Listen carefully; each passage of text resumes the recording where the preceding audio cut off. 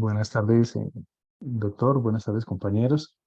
Nos correspondió el tema eh, de la influencia del marxismo y el comunismo en la economía, presentado por Ayala Ramírez Juan David, Becerra Raúl, Cárdenas Montoya Carlos, Jiménez Venegas Cindy Paola, López Castro Marcela, Moreno Jairo, Uribe Arteaga Olga Cecilia, Vázquez Rangel Ana María y Villalba Pinzón Vic.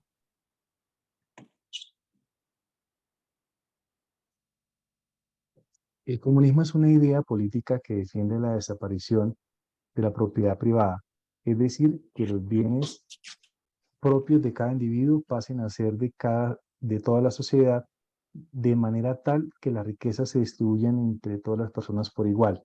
Aunque ya en los tiempos de los antiguos griegos hay antecedentes de lo que se puede llamar comunismo, fue Carlos Marx el que sentó las bases de este en su obra El comunismo. El comunismo surge como una crítica al sistema capitalista, que promovía la acumulación como mecanismo para generar riqueza, la propiedad privada, los medios de producción y la utilización del mercado como mecanismo de asignación de los recursos.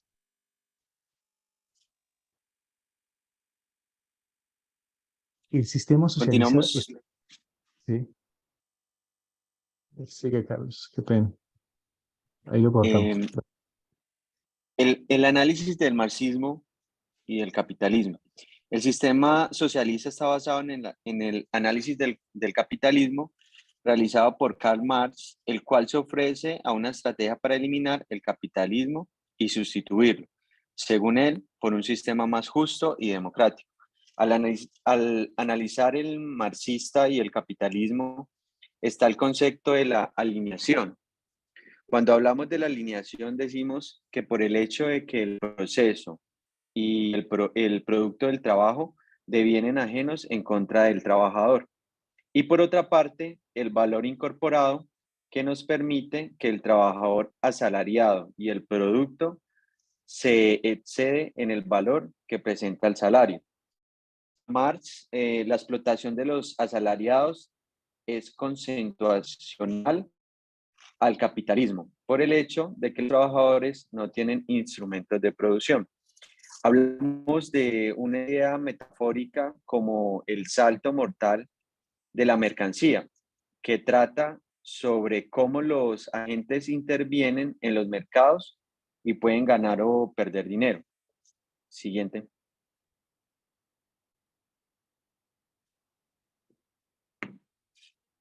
Bueno, hacemos una biografía corta de quién fue Karl Heinrich Marx. Fue un alemán de origen judío, nacido el 5 de mayo de 1818, filósofo, economista, sociólogo, periodista intelectual y político comunista.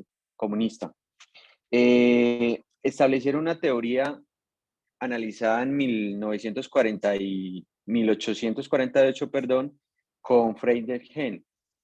Ellos ahí manifestaban eh, el modo de cómo el comunismo se debía interpretar y cuya idea principal era la evolución histórica de la sociedad, basada en algunos cambios tecnológicos, en el empleo de medios de producción, y dichas estructuras producían una separación entre los individuos atendiendo a su nivel de renta y origen social.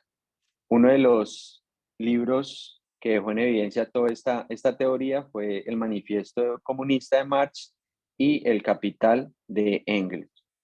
Siguiente. Bueno, seguimos con el marxismo. Doctrinas políticas y filosóficas derivadas de la obra de Karl Marx, basada en la filosofía de Engels y de Feuerbach, y la economía política de Adam Smith. Hablamos que el marxismo sintetiza la propuesta indicada por Marx para pensar críticamente sobre una sociedad capitalista, en superación a través de la alternativa revolucionaria. Por esta razón, propone como paradigma de ciencia una ruptura epistemológica. Siguiente.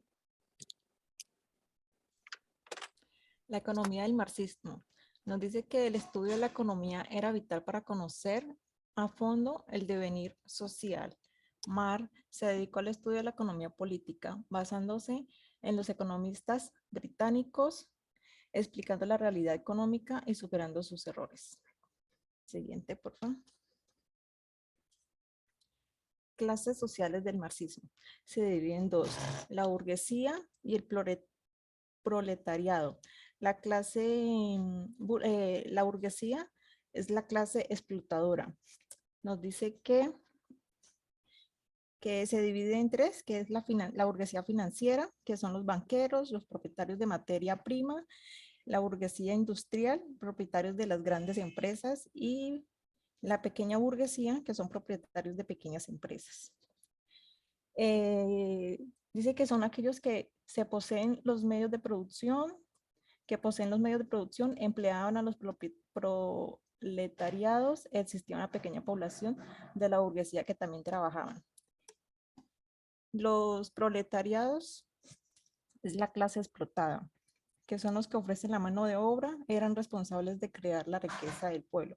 Se divide en dos, subproletariados, que son los que no aportaban a la sociedad, como las prostitutas, los mendigos o indigentes. Y los proletariados ordinarios son los que viven exclusivamente de su trabajo. Gracias.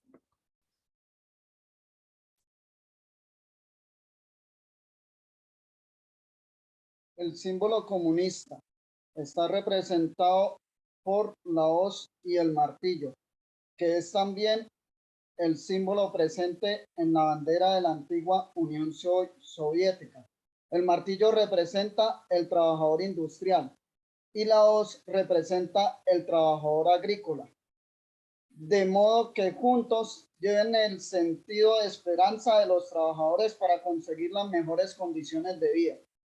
En este sentido, ambas herramientas fueron elegidas por los comunistas para representar el sistema contrario al capitalismo. El color rojo a su vez es una referencia al comunismo y está relacionado también con la sangre que derrama la Revolución Rusa. El símbolo apareció en 1918 con motivo de la Revolución Rusa, que dio lugar a la Unión de Repúblicas Socialistas Soviéticas, o sea, la URSS. El objetivo era mostrar la importancia de la unificación de las clases trabajadoras. Aunque las herramientas están presentes en otros símbolos, la hoz y el martillo llegaron a ser reconocidos como símbolo comunista. Siguiente.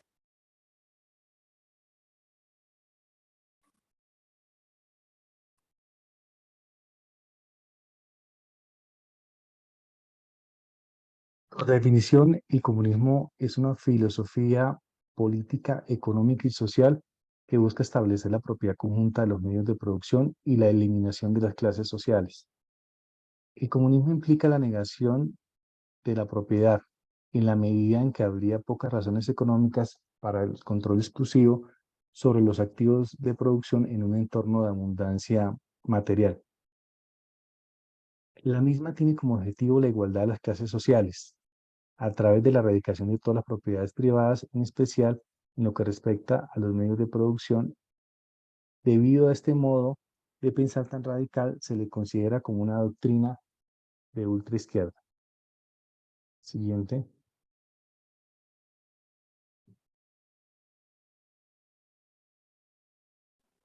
Historia del comunismo. Los antecedentes del comunismo datan desde el siglo IV a.C. con filósofos como Diógenes, Anisténes y Platón. En su libro La República, Platón propone que las clases gobernantes no deben tener propiedad privada. La propiedad privada, controlada por el Estado, sería solo para la clase de los artesanos. Comunismo igualitaria, concepciones basadas en la propiedad colectiva de los instrumentos de producción. Además de eso, podemos decir que el comunismo es sumamente unido al pensamiento de los filósofos alemanes, Karl Marx, y el comunismo al estado óptimo, la socialización de los medios de producción. Es un sistema político basado en la lucha de clases y la propiedad común de los medios de producción. Y en la historia del marxismo podemos decir que es una doctrina que nació hacia los mediados del siglo XIX a raíz de la popularización de las ideas de Marx y Engels. Estos se inspiraban en las distintas corrientes socialistas anteriores, conocidas a partir de entonces como socialismo, ya que Engels acudió para la perspectiva marxista el término socialismo científico, y de ahí se derivan sus diferentes clases y creadores.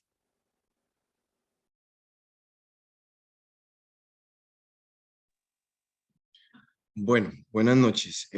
Pasando ya a un contexto histórico, podríamos hablar de la evolución del comunismo. Entonces, podríamos ver que desde 1917 se plasmó en la Revolución Rusa, que fue como el origen del comunismo. Posteriormente, en 1945-1991, tomó una escena internacional y vista básicamente después de la Segunda Guerra Mundial en 1945. Posteriormente se extiende al sistema comunista al este de Europa y se traslada a 1949 con el comunismo en el continente asiático, en Asia. Continuemos, por favor. Como principales representantes del comunismo, tenemos a Karl Marx, a Joseph Stalin, Friedrich Engels, Vladimir Lenin, León Trotsky, Ho Chi Minh, Mao Zedong, Fidel Castro y Che Guevara. Todos desde un contexto global, yendo desde el punto de vista o desde el hemisferio europeo hasta América. Podemos avanzar. La guerra rusa y comienzos del comunismo. Bueno, como lo había comentado anteriormente, pues básicamente el origen del comunismo proviene de Rusia. Específicamente el precedente que data como el inicio a este sistema se da en 1905, específicamente en un día llamado el Domingo Sangriento, cuando fuerzas represivas dispararon sobre una manifestación obrera pacífica que arrojó como resultado a más de 200 muertos. Este contexto histórico, por así decirlo, sirvió como o punto de referencia para que en 1917 se gestara como tal la revolución del comunismo o llegara a su esplendor el comunismo. El 7 de noviembre de 1917, soldados y obreros del partido bolchevique tomaron puntos vitales de la capital rusa, Petrogrado, derrocaron al gobierno provisional ruso e instauraron el primer estado socialista del mundo. Podemos continuar. El grupo grupos de buscan el mismo objetivo. La diferencia o radica es que los revisionistas tienen o se deben alcanzar de una forma pacífica y acepta la coexistencia con otros sistemas políticos a escala internacional y la utilización de los sistemas establecidos en las escalas nacionales. Digamos que es un método más pacifista o diplomático. O por el contrario, existen los ortodoxos al momento de la aplicación del comunismo que quieren aplicar el sistema por medio de dictaduras, recurriendo principalmente a la violencia como única vía posible del acceso al poder. Podemos continuar. Bueno, continuamos con la Guerra Fría. La Guerra Fría fue un conflicto que dividió al mundo y enfrentó dos modelos diferentes, entre ese, el capitalismo y el comunismo. Listo. ¿Por qué inicia esta guerra? ¿Cuál es la causa? Pues la causa es que la Unión Soviética pretendía difundir el comunismo en todo el mundo, lo que alarmó a los estadounidenses. Este suceso ocurrió al finalizar la Segunda Guerra Mundial en el año 1945, donde dos potencias, Estados Unidos y la Unión Soviética, se dividen entre dos bloques con sus propias alianzas. El bloque occidental capitalista estaba liderado por los Estados Unidos y el bloque este comunista estaba liderado por la Unión Soviética.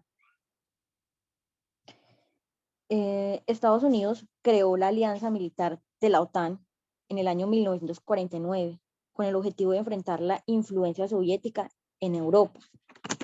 No quedándose atrás, la Unión Soviética responde con la creación de alianza con el establecimiento del Pacto de Varsovia en el año 1955. Bueno, ¿por qué se le llama Guerra Fría? Se le llama Guerra Fría porque a pesar de las tensas relaciones que hubieron entre los Estados Unidos y la Unión Soviética, estos países nunca se enfrentaron militarmente, es decir, ambos tenían los ejércitos poderosos y armas nucleares con que luchar, con que pelear, pero ninguno de los dos se atacó durante este lapso de tiempo. ¿Cuál era la razón del enfrentamiento entre estas dos potencias? Era la política, las ideologías, la economía y los propagandistas. Bueno, ¿cuáles fueron las consecuencias de la Guerra Fría?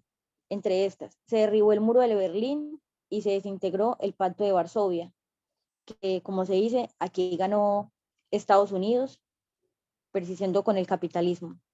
Estados Unidos se convierte en la única superpotencia del mundo y se derriba el comunismo. Sin embargo, los historiadores consideran que la Guerra Fría terminó con la caída del muro de Berlín en el año 1989 y posterior a eso, la desaparición de la Unión Soviética, como les había dicho anteriormente. Sin embargo, la división del mundo está en dos bloques. Se mantiene en la actualidad entre los gobiernos y ideologías muy diferentes. Siguiente.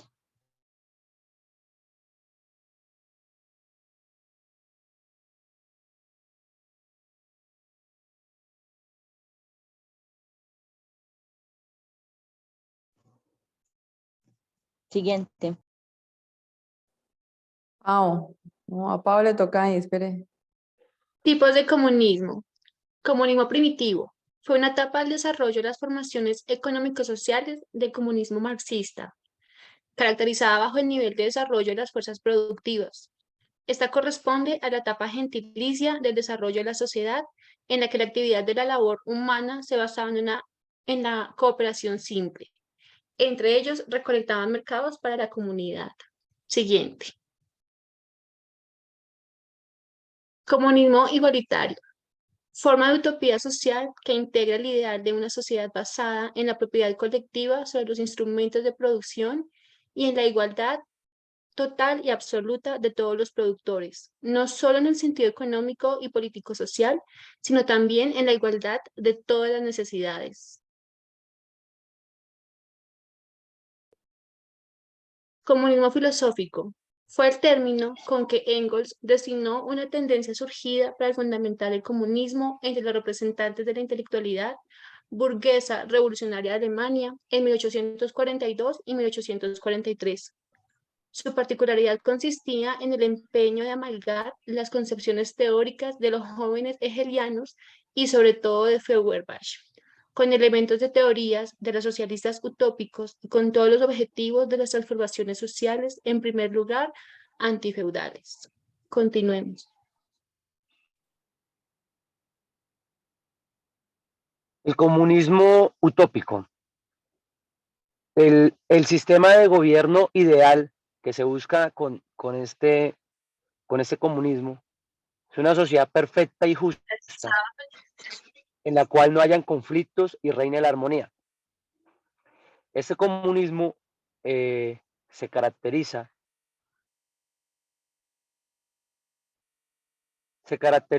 por oponerse al sistema capitalista de la plusvalía, en el cual el señor feudal no pagaba lo justo al empleado, pagaba una parte del salario y él se quedaba con otra. Este es uno de los objetivos principales de este comunismo utópico, ¿cierto? A los socialistas utópicos se les acusa por ser meramente críticos del sistema, más no por tener un método científico el cual pudiese superar, entender al capitalismo y sobre todo superarlo. Siguiente, por favor. El comunismo científico, por su parte, mediante el método científico de comprensión de la realidad, entendiendo la historia entre la lucha de las clases sociales. Este socialismo marxista se fundamenta en cuatro pilares. La lucha de las clases sociales por apoderarse de los medios de producción de la época. La explotación del hombre por el hombre. Realizar un pago justo a cada uno de los empleados por parte del empleador, teniendo un salario justo que correspondiera al trabajo y a la riqueza que se generaba. La dictadura del proletariado, que es la producción comunitaria, suspender las injusticias propias del capital mediante un comunismo que sea igualitario para todos. Y la colectivización, que es la superación de la propiedad privada, aboliendo los principios egoístas y acumuladores del capitalismo, para así tener una riqueza repartida en toda la sociedad. Siguiente. La sociedad comunista, como ya hemos hablado alrededor de toda la exposición, ¿qué busca la sociedad comunista? Abolir el régimen privado, abolir el régimen capitalista, que la riqueza esté en poder del gobierno para que ésta asimismo sea repartida a toda la comunidad y que no quede la riqueza en unos pocos, como sucede en el capitalismo. Siguiente.